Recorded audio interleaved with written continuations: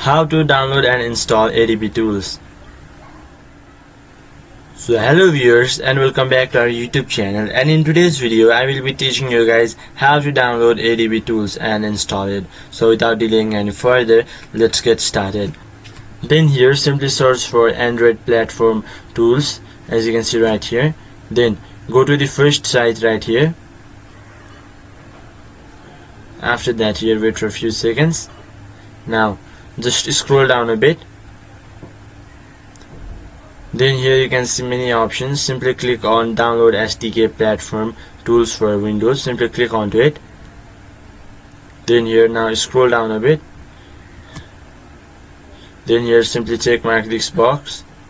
Then simply click on download Android SDK platform tools for Windows.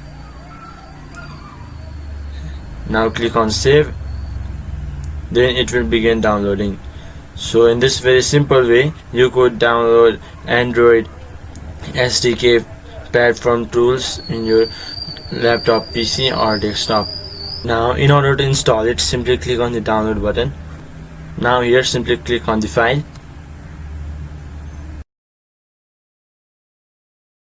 So in this very simple way you could download this application. So hope this video was helpful for you. Until the next video, bye bye and take care.